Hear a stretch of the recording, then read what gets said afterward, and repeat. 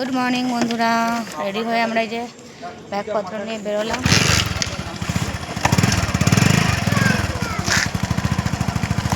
এই যে আমাদের বাড়ি। 7:30টার ট্রেন ধরবো। এখন মোটামুটি 7:10 হয়ে গেছে, আস্তে আস্তে যাবেন। মোটামুটি এখন 7:10। চলো এখন ভাল্লুক সেজে যাচ্ছি।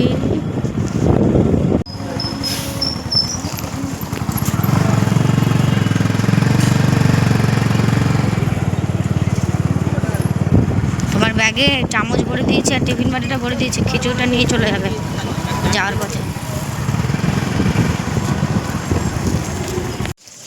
ব্যাগটা না চাচা মেঘ না আয় আয়।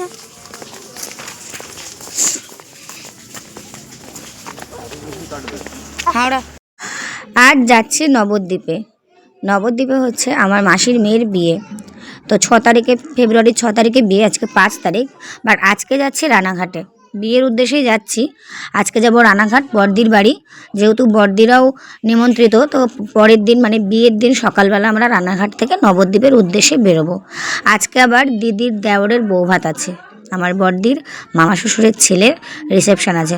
তো বড়দি বলছে এত জার্নি করে যাবি, সেই তো যেতে যেতে বিকেল হয়ে যাবে বিয়ে বাড়ি, এতটা জার্নি করে গিয়ে আবার সেজে গুজে আনন্দ করতে পারবি না, তো আগের দিন আয়। তো হঠাৎ প্ল্যানিংয়ে আগের দিন দিদির বাড়িতে যাচ্ছি, আজকে গিয়ে আবার রিসেপশানে যাব, এই একটা আনন্দ আছে। তো মেঘনার বাবার মনটা খারাপ, কারণ ও যেতে পারলো না, কারণ ওর কাজের ছুটি নেই, 4-5 দিনের ব্যাপার। শুক্রবারে যাচ্ছি, বাড়ি আস্তে আস্তে সোমবার হয়ে যাবে, তো এতদিন ছুটি দেবে না, তো সেই কারণে। তো ট্রেনে উঠে আমরা পাঁশকুড়া নেমে গেছি, যেহেতু এক ট্রেন নেই, এক্সপ্রেস ট্রেন আছে। যেহেতু রানাঘাট যাবো অন্য লাইনে, তো পাঁশকুড়া হয়ে আমাকে হাওড়া হয়ে রানাঘাট যেতে হবে। তো পাঁশকুড়াতে এসে বসে আছি, আর মেঘনাকে বললাম যা তো মেঘনা একটু ঝালমুড়ি নিয়ে আয় আমার জন্য। তো মেঘনাকেও একটু শেখাচ্ছে এগুলো, আর মেঘনা বেশ খুশি মনে 20 টাকা আমার থেকে নিয়ে গেল, আর গিয়ে দেখো আমার জন্য ঝালমুড়ি নিয়ে আসছে। খিদেও পেয়ে গেছে, ভীষণ রোদ উঠেছে, ওয়েদারটা খুব ভালো। এখন আমরা পাঁশকুড়া থেকে আবার হাওড়া লোকাল ধরবো। এখানে আসবে আমার ভাই আমাকে নিতে আসছে, এই যে দেবা চলে এসছে। আর পাঁশকুড়াতে আমরা কম করে 1.5 ঘন্টা বসে আছি, ট্রেন লেট আছে। তো এখানে একটু আমরা টিফিন করে নিলাম, মানে ঝালমুড়ি টালমুড়ি জল টল খেয়ে নিলাম। আর মেঘনার জন্য ডিম টোস্ট বানিয়ে এনেছিলাম, সেটা ওরা মামা ভাগ্নি দুজনে খেলো। এখন আবার এই যে মেঘনা খাচ্ছে চিপস। এরপরে ট্রেন ধরার জন্য বসে আছি আমরা, কখন যে ট্রেন আসবে কোনো ঠিক নেই। তা আমাকে আবার মেঘনা একটু খাই দিল। যাই হোক, আমরা হাওড়া চলে এসেছি, আর হাওড়া থেকে আমরা এখন এসেছি মেট্রোতে। মেট্রো ধরে আমরা যাব শিয়ালদা থেকে ট্রেন ধরে যাব রানাঘাট। কতটা জার্নি ভাবতে পারছো তোমরা। আর হ্যাঁ, আমি জীবনে প্রথমবার আজকে মেট্রোতে উঠবো, ভীষণ একটা এক্সাইটমেন্ট রয়েছে। আর মেঘনাও খুব খুশি, এতবার এক্সেলেটারে উঠেছে না, ওর তাই ভীষণ আনন্দ হচ্ছে। মেট্রোতে প্রথমবার উঠেছি, প্রচণ্ড পরিমাণে ভিড় ছিল। হাওড়া থেকে তো শিয়ালদা যেতে বেশিক্ষণ লাগে না, 3টে স্টপেজ। তো ভিড়ের মধ্যে আমি ভালো করে ভিডিও করতে পারিনি, ভেবেছিলাম একটু সুন্দর করে ভিডিও করবো। মেট্রোর ফার্স্ট টাইম ওঠার ভিডিওটা ভালো করে করতে পারিনি, ভিড়ভাড়টার জন্য সিটও পাইনি, দাঁড়িয়েছিলাম। যাই হোক, লাস্টে একটু মেঘনা বসতে পেরেছিল, একটা দিদিভাই ওকে বসতে সিট দিয়েছিল। আর মেঘনা ভীষণ খুশি হচ্ছিল, আর আমারও খুব ভালো লাগছিল, কারণ ফার্স্ট টাইম মেট্রোতে ওঠার একটা আনন্দই আলাদা। খুব ভালো লাগছিল। আর মেঘনা মানে এত খুশি হচ্ছিল, মেঘনা লাস্টে বলছে এত তাড়াতাড়ি আমরা কি নেমে যাবো। আমি বললাম হ্যাঁ, এত তাড়াতাড়ি আমরা নেমে যাবো। যাই হোক, তারপর আবার শিয়ালদা থেকে আমরা ধরে নিলাম রানাঘাট লোকাল। এই যে এখন আমরা রানাঘাট লোকালে আছি। রানাঘাট লোকাল ছেড়েছে 3টে 5-এ, বাড়ি থেকে বেরিয়েছি 7টায়, এখন বাজে 3টে। আর দিদির বাড়ি পৌঁছাতে পৌঁছাতে আমাদের মোটামুটি 4:30 হয়ে গেছিলো। চলে এসেছি রানাঘাট স্টেশনে। বেশি বড় ক্লিপ নিইনি, যেহেতু বিয়েবাড়ির ক্লিপগুলো এখানে আছে, বিয়েবাড়ির ভিডিওটা এখানে আছে, একসাথে করে দিয়েছে, তো সেই কারণে বেশি ক্লিপ নিইনি। তো দিদির বাড়িতে গিয়ে ভাত টাত খেয়ে একটু রেস্ট করে রেডি ফেডি হয়ে চলে এলাম রিসেপশানে। লজে বিয়ে হচ্ছে, লজে বিয়ে বাড়ি আমার সত্যি কথা মন থেকে বলছে, লজে বিয়ে বাড়ি আমার একটুও ভালো লাগে না। নিজের ভিটে বাড়িতে একটা বিয়ে, একটা আনন্দ, একটা নাচানাচি যেটা পাড়াগায় হয়ে থাকে, সেই আনন্দটা কিন্তু লজের বিয়েতে হয় না। লজের বিয়েতে একটা কেমন একটা মানে ভিআইপি ভাব, কোনো নাচানাচি নেই, মানে ভদ্রভাবে রিসেপশন করা বা বিয়ে করা, আমার এই জিনিসটা ঠিক আমার ভালো লাগে না। আমরা একটু গ্রামে মানুষ হয়েছি, তো আমাদের একটু বক্স বাজবে, নাচানাচি করব, একটু এনজয় করব, একটু ইয়ার্কি ঠাট্টা করব, এটা আমাদের বিয়ে বাড়িতে জমে যায়। যাই হোক, এই যে এটা হচ্ছে আমার দিদির বান্ধবী, আমাদের বাড়ির ওখানে বাড়ি, মানে আমাদের কাটোয়াতেই বাড়ি। আমার দিদির বান্ধবী হচ্ছে গিয়ে আমার দিদির মামি শাশুড়ির নিজের ননদ, সরি নিজের ভাইয়ের বউ। মানে আমার দিদির মামি শাশুড়ি হচ্ছে আমার দিদির বান্ধবীর ননদ হয়। তো এটাও একটা রিলেটিভ হয়ে গেছে। আর বান্ধবী তো ছোটোবেলা থেকে জন্মের পর থেকে ক্লাসমেট ছিল, ওই যে দিদির বান্ধবীর মেয়ে। আর এই যে মেঘনাকেও রেডি করে দিয়েছে। এখানে দেখো দুজনে সেজেছে, একজন হচ্ছে চার্লি চ্যাপলিন সেজেছে আর একজন হচ্ছে গোপাল ভাঁড়। তো ভীষণ এনজয় করেছি আমরা, খুব ভালো লেগেছিল। আর ওই যে আমার দিদিকেও আমি সাজিয়ে দিয়েছি। দিদির ক্লিপস বেশি ছিল না, কারণ দিদি আমাদেরকে দিয়ে বাড়ি চলে গেছিলো, কারণ আমার দাদা বৌদি এসেছিলো। সবাই আমরা বিয়ে বাড়ি যাবো, তো দাদা বৌদি রাত্রেবেলা দিদি বাড়ি এসছে, পরের দিন সকালে সবাই মিলে একসাথে আমরা মাসির মেয়ের বিয়েতে যাবো বলে। এই যে নতুন বউকে তোমরা দেখে নাও, আমার হচ্ছে গিয়ে বিয়ের বউ, মানে দিদির দেওর হচ্ছে আমার বিয়াই হয়। এই যে পাখি মেঘনা দেখো কত কিউট লাগছে ওদেরকে।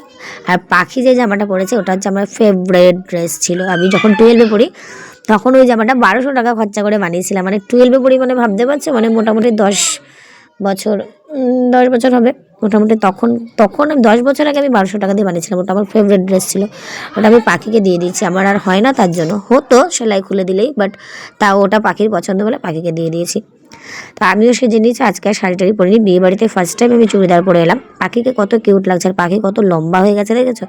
কেউ বলবে 6-এ পড়ে এত লম্বা হয়ে গেছে। তো জার্নি করেছিলাম আমরা, একটু ক্লান্তও আছি যদিও, তাই বিয়ে বাড়ি আমরা কিন্তু বেশিক্ষণ ছিলাম না, কারণ সকালবেলা আমাদের আবার নবদ্বীপের উদ্দেশ্যে কিন্তু বেরিয়ে যেতে হবে।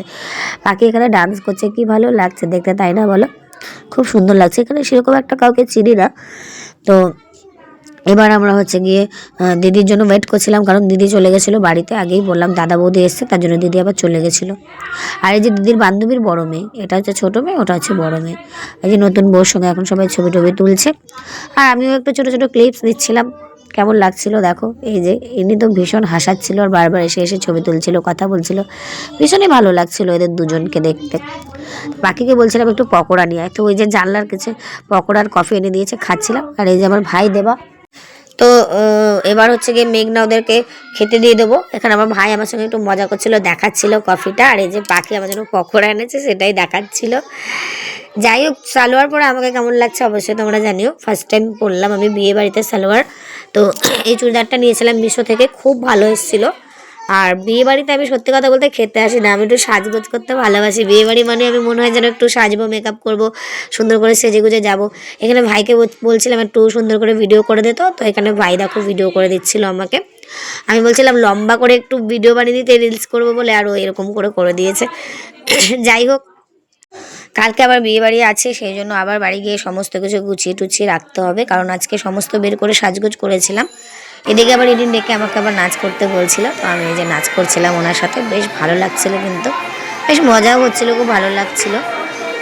তো ইনি আবার ডাকছিল যে তুমি আমার সঙ্গে একটু নাচ করো, তো এই যে নাচ করছিলাম, আর আমার ভাই ভিডিও করে দিচ্ছিল, ভালো লাগছিলো। বাচ্চাগুলো খুব এনজয় করেছে। তারপরে যে ফুচকার স্টল বসেছিলো, বাট আমরা ফুচকা খাইনি, শুধু পকোড়া আর কফি খেয়েছিলাম, কারণ ফুচকা খেলে আর ভাত টাত খেতে পারবো না। আমরা অনেকটা রাত করে এসেছি, মোটামুটি 9টা 9:30টার দিকে আমরা এসছি এখানে, তো ওই কারণে আর ফুচকা টুচকা কিছু খাইনি। সন্ধ্যেবেলা এলে এইগুলো খাওয়া যায়, তারপরে ডিনারটা করা যায়। যাই হোক, এই ব্যালকনিটা আমার ভীষণ ভালো লেগেছে। দেখো এই যে পাখির পিসির মেয়েটা, এটা হচ্ছে বড়দির বড় ননদের মেয়ে, সরি মেজো ননদের মেয়ে। আর এই যে আমার ভাই এখানে দাঁড়িয়ে আছে। আর এই ব্যাকগ্রাউন্ডটা আমার খুব ভালো লাগছিল, কারণ এখানে সুন্দর করে টুনি লাইট দিয়ে সাজিয়েছে ব্যালকনিটা, আমার খুব ভালো লাগছিল দেখতে।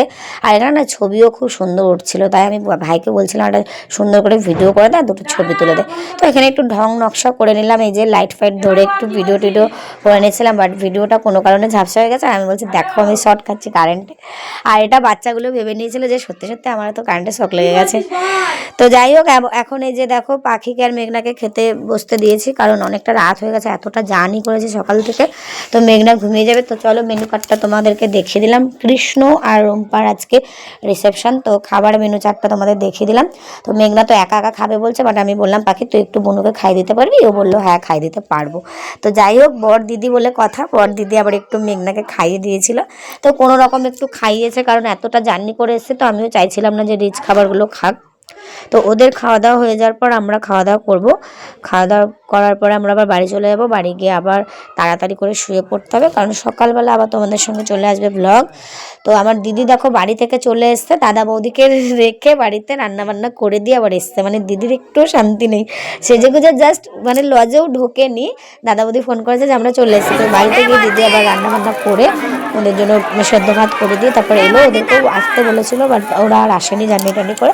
তো বাচ্চাটাকে নিয়ে এসছে, যেটা আমার হচ্ছে বড়ো জামাইবাবু, তো বাচ্চাটাকে নিয়ে এসে ও একটু এনজয় করবে তাই। আর আমার দিদিকে আমি সাজিয়ে দিয়েছি। আমার দিদি তো এরকম কোনোদিন সাজে না, মেকআপ টেকআপ করতেও পছন্দ করে না। তো এবার যাই হোক দিদিকে বললাম সাজিয়ে দেবো সুন্দর করে, তাই ও জোর করে ওকে সাজিয়ে দিয়েছি। আর এটা হচ্ছে ওর বাবা, মানে আমার দিদির ননদের বর। তো আমরা এখন সবাই মিলে খেতে বসেছি, খাওয়া দাওয়া করা হয়ে গেলে আমরা চলে যাব বাড়ি। ছোট্ট একটা ব্লগ বলবো না, দুটো ব্লগ মানে একসাথে করলাম। জার্নি করার ব্লগটা কাঁথি থেকে রানাঘাট আসা পর্যন্ত প্লাস রিসেপশনে আসা। তো কেমন লাগলো ব্লগটা তোমাদের অবশ্যই কমেন্ট করে জানিও। এখানে আমার জামাইবাবু একটু ভিডিও করে দিচ্ছিল, বেশ সুন্দর লাগছিল। এই যে দিদির ননদ, এটা মেজ ননদ, দিদির 3টে ননদ, এটা মেজ ননদ, ওর বর আর ওর মেয়ে। তো কেমন লাগলো আজকের ব্লগটা অবশ্যই কমেন্ট করে জানিও। দেখা হবে তোমাদের সঙ্গে নেক্সট ব্লগে। খুব সুন্দর সুন্দর ব্লগ আসতে চলেছে, কারণ এরপরে আমার দিদির বিয়ে বাড়ি আছে, বিয়ে বাড়িতে অনেক রকম ভিডিও আসবে, তোমাদের সঙ্গে শেয়ার করব নিশ্চয়ই। তো আজকের ভিডিওটা কেমন লাগলো অবশ্যই কমেন্ট করে জানিও। দেখা হবে নেক্সট ব্লগে, ততক্ষণের জন্য তোমরা সকলে খুব ভালো থেকো, সুস্থ থেকো। বহুদিন পর আজকে ব্লগ দিলাম, কেমন লাগলো জানিও। চলো টাটা, শুভরাত্রি।